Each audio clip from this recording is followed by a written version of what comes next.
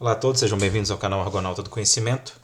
Dando sequência à série de vídeos sobre o sítio arqueológico de Tiwanaku, hoje eu tratarei do complexo de Kalasasaya. Complexo que corresponde aí grande parte do que nós conhecemos como cultura Tiwanaku ou Tiwanakota. Necessário compreender que Tiwanaku é um nome, digamos, tardio. O nome original desse lugar é Taipicala. Taipicala significa o lugar da pedra central. Por quê? Porque os Tiwanakotas também consideravam a sua cultura como a cultura central da humanidade, o umbigo do mundo. Assim como nós encontramos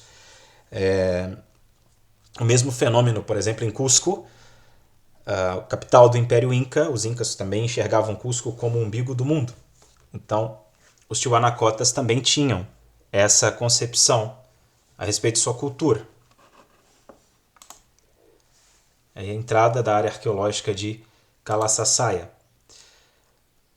Necessário compreendermos que nós temos uma reconstrução ou um processo de remontagem daquilo que seria a arquitetura desse sítio arqueológico.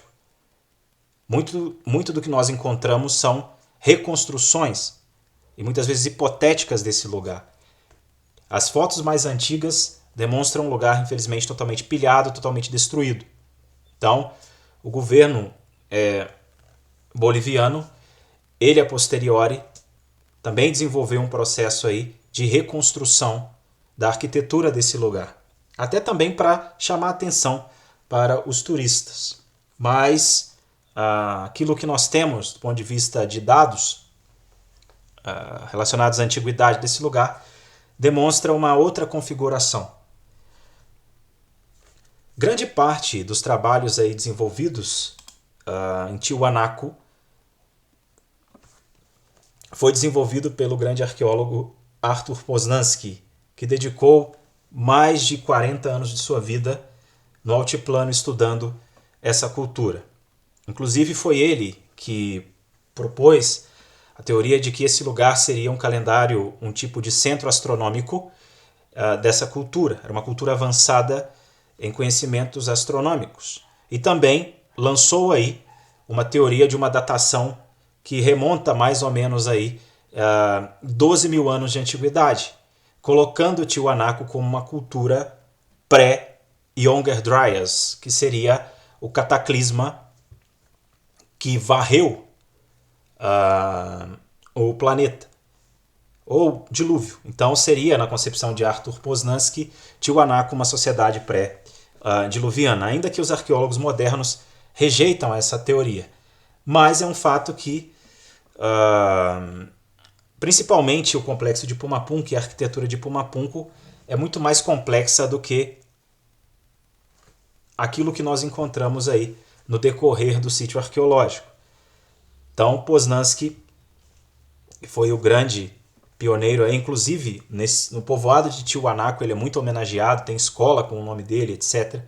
Foi uma pessoa muito importante no tocante aí aos estudos da cultura Tiwanaku. Eu, particularmente, também acredito que Tiwanaku é uma cultura pré-diluviana.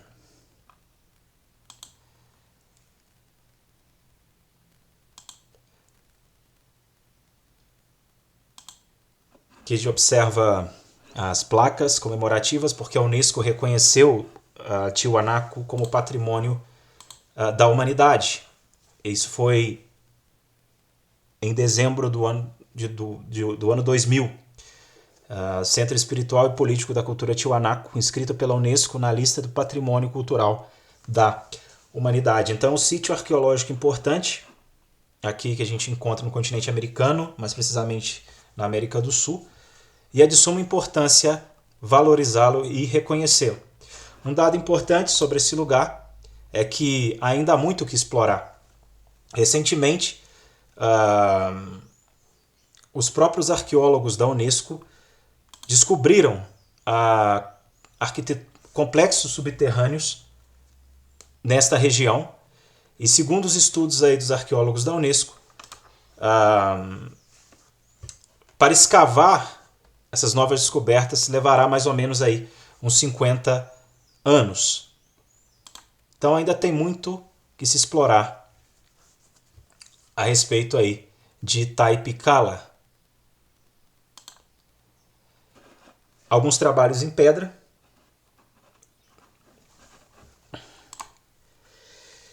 E o fenômeno é o mesmo, ou seja, nós vamos encontrar aí nesse complexo aí de Kalasasaya pedras também jogadas por todos os cantos como peças de quebra-cabeça. E é um fenômeno muito comum aí no santuário arqueológico de Tiwanaku. Então a gente vê aí a plaquinha indicando a pirâmide de Akapana e a porta do sol. Esta é a pirâmide de Akapana. Uma parte dela foi escavada. Eles estão fazendo um trabalho aí de preservação dela também, claro, ou seja, muito aqui da configuração que a gente observa já não corresponde à originalidade dela, mas a Kapana é uma estrutura piramidal.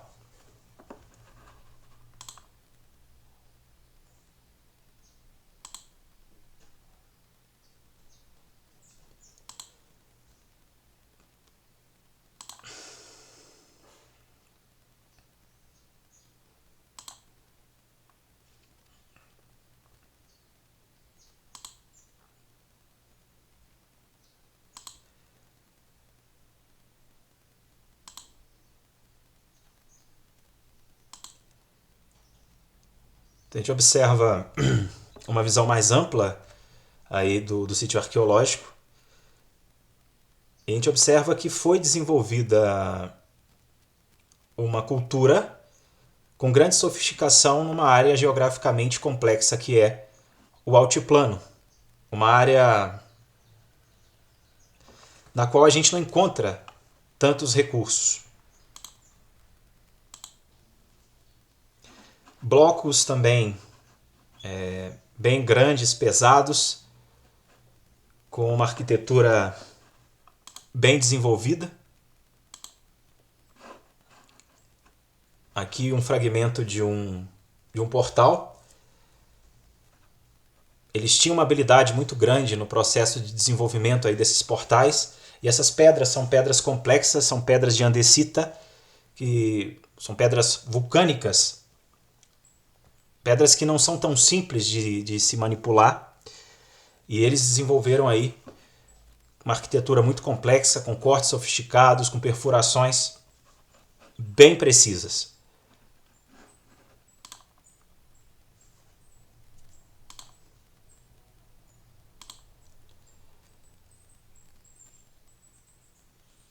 A priori, uma pessoa que começa a analisar o sítio arqueológico pensa que é um sítio arqueológico pequeno, de pequenas proporções. Mas na verdade não é, ele é bem extenso. Ele é bem extenso. Eu tinha essa impressão também que era pequeno, mas é bem extenso. E como eu citei anteriormente, ainda tem muito que se explorar, principalmente com essas estruturas subterrâneas que foram encontradas aí pelos arqueólogos da Unesco. E aí o fenômeno dessas pedras jogadas por todos os cantos, como se fossem varridas por algum tipo de grande, realmente, inundação, como sugere aí as lendas e tradições locais dos Aimaras.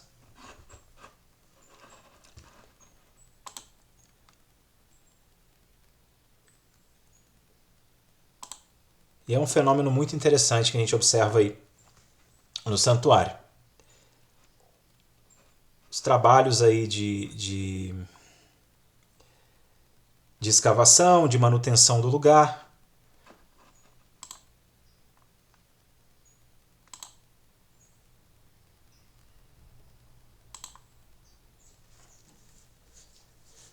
Tiwanaku é um lugar muito interessante, mas que infelizmente não se tem o devido valor. Eu não sei, talvez não seja tão divulgado, talvez por conta ainda deste processo de descobrimento das coisas relacionadas a esse sítio arqueológico, Mas eu percebo que Tiwanaku é um sítio arqueológico muito importante, para mim um dos mais fascinantes do planeta, porém que não tem o devido valor. Creio que o governo boliviano deveria valorizar mais esse lugar, deveria realmente investir no processo de escavação desse lugar, para que esse lugar se torne realmente cada vez mais uma atração turística que leve realmente aí o nome da Bolívia a nível mundial. Muita gente conhece esse lugar, principalmente através dos documentários aí do History Channel e dos alienígenas do passado, que sempre trazem uma abordagem, digamos, mais sensacionalista sobre esse lugar e acaba atraindo as pessoas.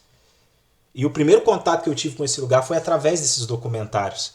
E depois eu comecei a investigar de maneira mais profunda, através de literatura, claro, dos cronistas espanhóis, como Ciessa de León principalmente.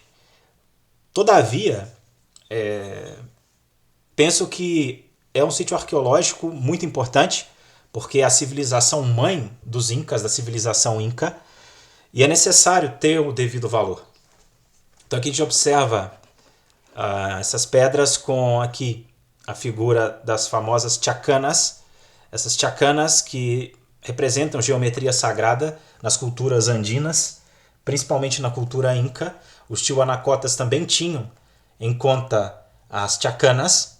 Essas chacanas elas têm ligação com a constelação Cruz do Sul, constelação sagrada para as culturas andinas, que seria uma espécie de Via Láctea, né, teria a mesma proporção de importância da Via Láctea também para outras culturas, né? Porém, a chacana representa aí essa conexão astronômica para essas culturas andinas. É um fenômeno que a gente encontra não somente aí em Tiwanaku, todavia também nas culturas dos Andes centrais. Aí, Cantatalita é um nome que em Aymara significa luz do amanhecer.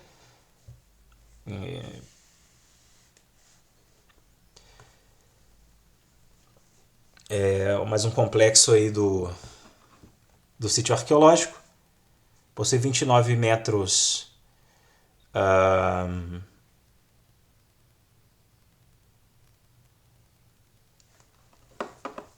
por 35 de largura.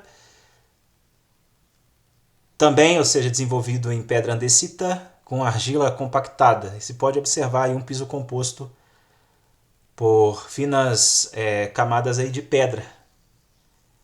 E era formado aí por um complexo maior de plataformas junto à pirâmide de Acapana.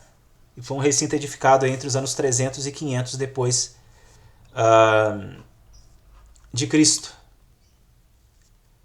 A gente observa mais blocos gigantes trabalhados. Algumas fotos aí com a Jaqueline, que foi a moça que me levou aí ao sítio arqueológico. Me ajudou muito nessa viagem, principalmente no que se refere a La Paz, na Bolívia, né?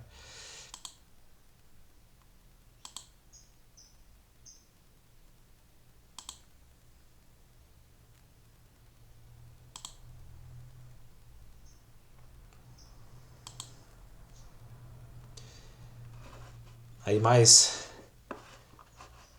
um pouco aí da sofisticação deles.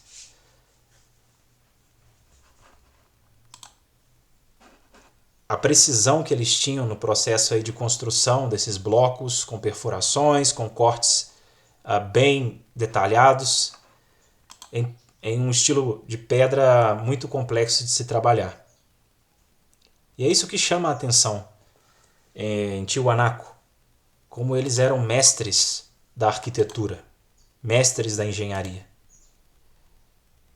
Infelizmente, devido aos processos aí de destruição do lugar, que começou principalmente com os espanhóis, porque eles enxergavam esse lugar como um tipo de centro cerimonial pagão, então destruíram muito, pilharam muito, danificaram muito, infelizmente. Inclusive, você vê até nos monolitos aí do lugar, determinados tipos de inscrições que foram feitas por eles para condenar, demonizar aí, os ídolos pagãos na concepção deles, né, dos espanhóis. Aí aqui a gente vê Calaçaçaia, que já é a parte cerimonial de Tiwanaku. Também a gente observa a reconstrução aí desse lugar, os muros reconstruídos, etc. Porque, como eu disse anteriormente, eles não representam a arquitetura, digamos, totalmente original desse lugar. Mas é muito interessante como eles tinham a capacidade aí de desenvolver uma arquitetura tão sofisticada. Ali a Stella Ponce foi colocada ali de fundo. Muito legal essa visão aí da Stella Ponce nessa entrada aí do portal cerimonial de Calaçaçaia. Significa Templo das Pedras Paradas aí, em Aymara, né? Composto por gigantescos pilares de arenisca, vermelha e andesita, e foram aí preenchidos com auxiliares cortados. Estrutura tem uma longitude de 119 metros por 128 metros de largura, 119 metros de comprimento por 128 de largura, com mais de 4 metros de altura. Seu acesso está aí localizado e consta 7 escalinatas de arenisca, que dá passo ao interior da estrutura através do portal principal. Foi construído no período Tiwanaku Temprano, ou seja, ali na fase 4, segundo a arqueologia convencional, de 500 a 600 depois de Cristo e posteriormente remodelado.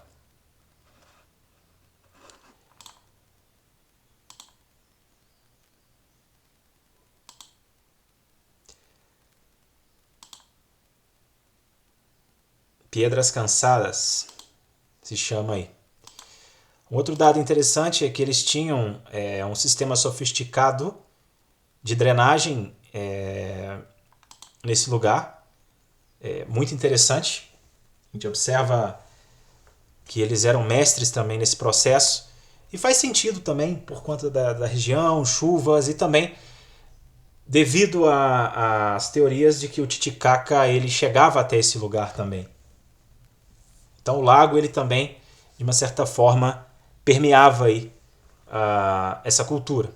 Aí o monolito descabeçado, infelizmente, não se tem a cabeça dele, mas tem uma posição aí de suas mãos cerimoniais. A gente se encontra também aí neste monolito a figura da serpente, entrelaçada aí no monolito. Que a serpente ela representa um dos 3 mundos nas culturas andinas. A gente tem 3 mundos, um representado pelo côndor, outro representado pelo puma e outro representado pela serpente, o inframundo. A estrela descabeçada, a gente observa aí a serpente mesclada com o felino. Com um felino. Isso é muito comum nas culturas andinas, essa mescla entre a serpente e o felino, porque representa essa conexão entre os 2 mundos, entre o mundo terreno e o submundo, o inframundo. E o côndor representa, claro, o mundo superior, né? O mundo que está nas alturas. Infelizmente, como eu citei, não se tem a cabeça do monolito.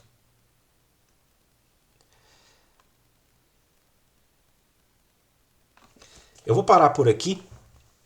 E no próximo vídeo eu falarei da Porta da Luna e da Porta do Sol, porque é muito interessante saber um pouco a respeito do que representa a Lua e o Sol nessas culturas andinas. O Sol e a Lua eles têm muita representatividade nas culturas antigas, principalmente da Bolívia e do Peru. Então espero que vocês tenham gostado, que vocês possam curtir e compartilhar o vídeo.